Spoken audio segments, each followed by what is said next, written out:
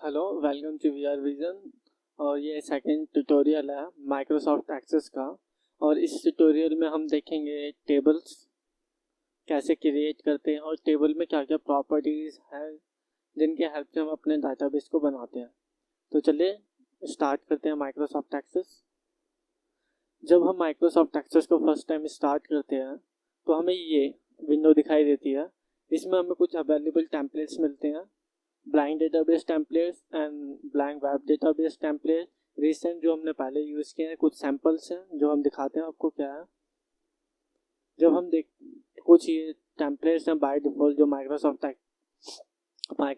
Provide करता है, और इसके बाद ये माई टेम्पलेट जो आपने खुद से बनाए हैं वो टेम्पलेट्स होते हैं। तो चलिए हम इस शुरुआत करते हैं अपने ब्लैंक डेटाबेस टेम्पलेट से और करते हैं क्रिएट। जब हमारा डेटाबेस जो हमने नया क्रिएट किया है वो खुलता है तो कुछ इस तरह से हमें दिखाई देता है, जिसमें टेबल 1 बाय डिफ़ॉल्ट पहले से बनी हुई होती है।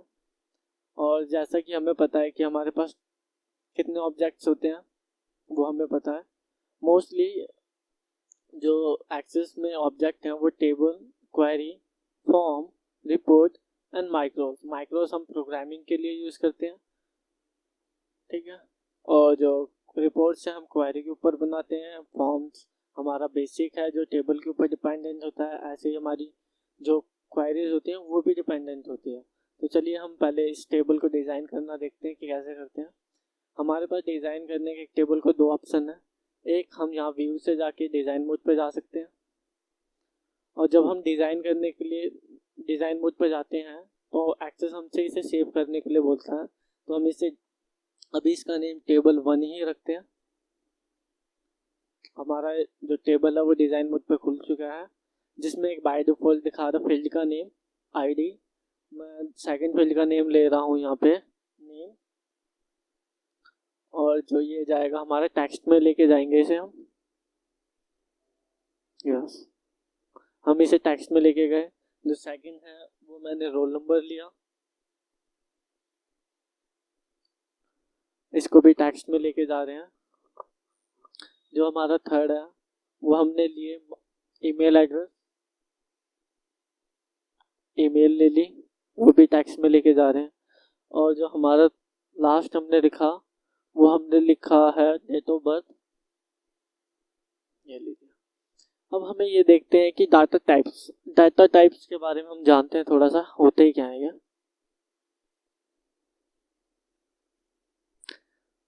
जैसा कि आप यहाँ पे देख सकते हैं, पहला डाटा टाइप जो होता है वो टेक्स्ट होता है, और जो टेक्स्ट में हम डिफॉल्टली टेक्स्ट या कॉम्बिनेशन ऑफ नंबर्स इनपुट कर सकते हैं। और ये जो जनरली यूज होता है इसमें हम जैसे कॉम्बिनेशन, अगर हमने A1 लिखना है तो हम यहाँ टेक्स्ट में लिख सकते हैं। और जो इसकी मैक्सिमम साइज होता है इसका 255 कैरेक्टर्स होता है। अगर हम इससे ज़्यादा इनपुट करने हैं तो हमें मेमोज को यूज़ करते हैं, जिसकी लेंथ जो होती है 63,099 कैरेक्टर्स की होती है। और जो मेमोज में कैरेक्टर आते हैं वो सेम जो टेक्स्ट में आते हैं। बात करते हैं नंबर्स की। नंबर्स जनरली कोई भी मैथमेटिकल नंबर हो सकता है, 1 2 3 4 5 6, जिसमें कोई भी अल्फ़ाबेट नहीं आना चाहिए। जो डेट एंड टाइम है इसमें हम डेट और टाइम इंसर्ट करते हैं। करेंसी हमारी नॉर्मल करेंसीज के सिंबल्स जो भी हैं, जैसे इंडियन, यूरो, डॉलर, रुपीज़, ये सारे हमारे सिंबल्स हैं तो ये यूज़ हो जाते हैं। इनमें करेंसी ऑटोमेटिक डल सकती है, ओके। और जो ऑटो नंबर वहाँ यूज़ करते हैं जहाँ पे हमें नंबर्स को ऑटोमेटिक जनरेट करना होता है। जैसे कि हम अगर सोचें कि 1 के बाद 2 आना चाहिए तो हम इसका यूज़ कर सकते हैं, जिससे 1 के बाद 2 अपने आप से जनरेट हो जाएगा। यस एंड नो जो वैल्यूज़ होती हैं वो जैसे कि सिंपल है, या तो यस होगा या नो, या ट्रू या फॉल्स। उन चीज़ों के लिए हम यहाँ पे यस एंड नो यूज़ करते हैं, जिसमें हमारे पास कितने ऑप्शंस हैं, yes and no 1, true and false 2, and on and off. ये हमारे पास 3 ऑप्शन है जिनका हम यस एंड नो में यूज कर सकते हैं।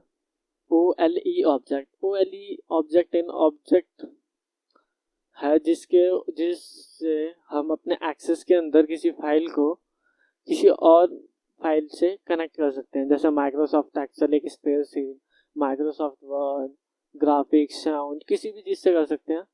तो ये लिंक के लिए यूज़ किया जाता है। हाइपरटेक्स्ट जनरली एक वेब लिंक हो सकता है या किसी फाइल का लिंक हो सकता है जो हम अपने उसमें इंसर्ट करना चाहते हैं। जैसे अगर मैंने गूगल का एड्रेस लिख दिया तो वो भी एक हाइपर लिंक है, जब उस पर क्लिक करेगा कोई तो सीधा जो यूआरएल होगा वो खुल जाएगा।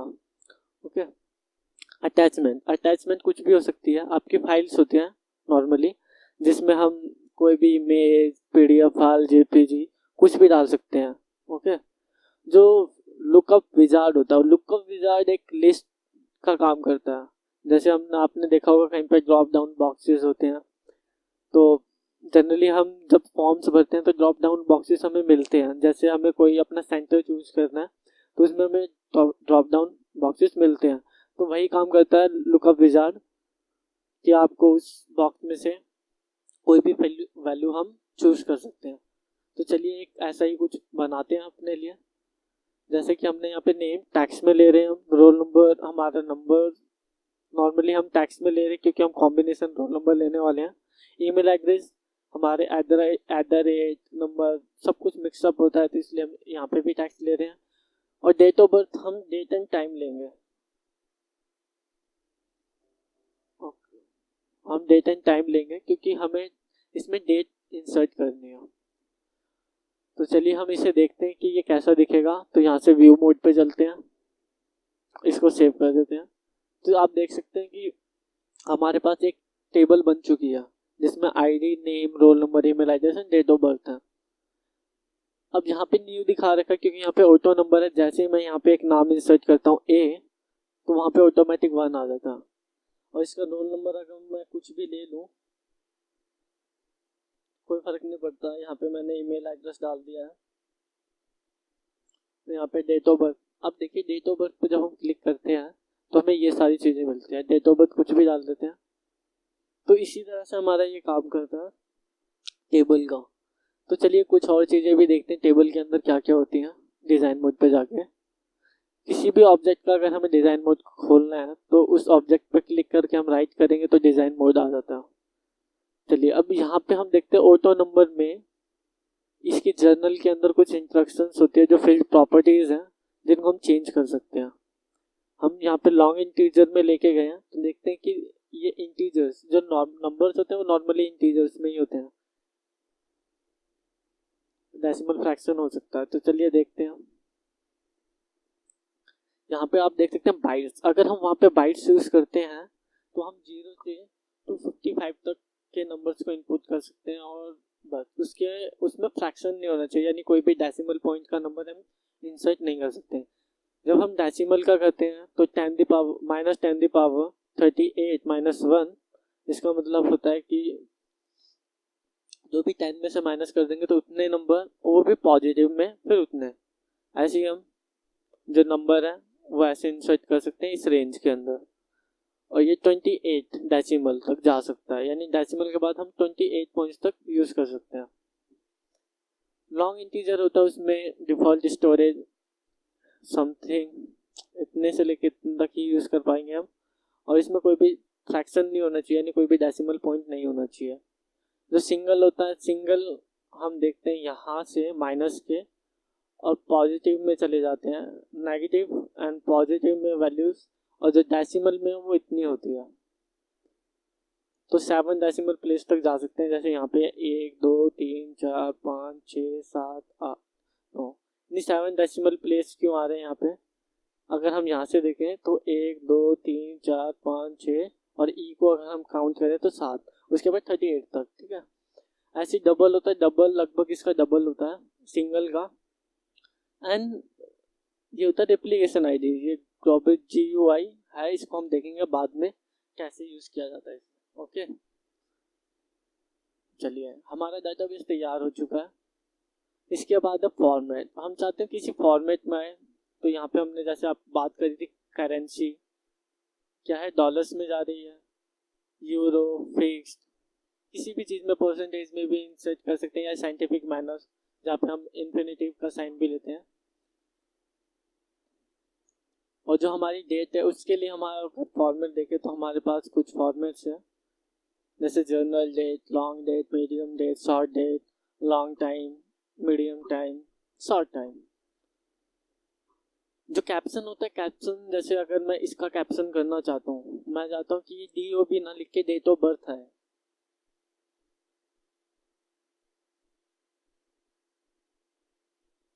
Date of birth. अगर हम इसको अब ओपन करते हैं तो आप देखेंगे यहाँ पे डेट ऑफ बर्थ लिखा आ रहा है। तो कैप्शन खाली रीनेम करने का काम करता है किसी भी फील्ड को। और एक जो इम्पोर्टेंट थिंग है, जब भी हम एक फील्ड का नाम देते हैं यहाँ पर, तो कोशिश करें कि यहाँ पे स्पेस ना हो, क्योंकि जब हम आगे अपनी क्वायरीज में वर्क करेंगे तो वहाँ पे ये फाउंड नहीं कर पाएगा, क्योंकि ये SQL यूज़ करता है, तो स्ट्रक्चर्ड क्वेरी लैंग्वेज को यूज़ करता है माइक्रोसॉफ्ट एक्सेस, जिसकी वजह से ये रीड नहीं हो पाएंगे। तो चलिए इस ट्यूटोरियल के लिए इतना ही, अगले ट्यूटोरियल में मिलते हैं, हम बात करेंगे क्वेरीज के बारे में। Thank you, bye bye.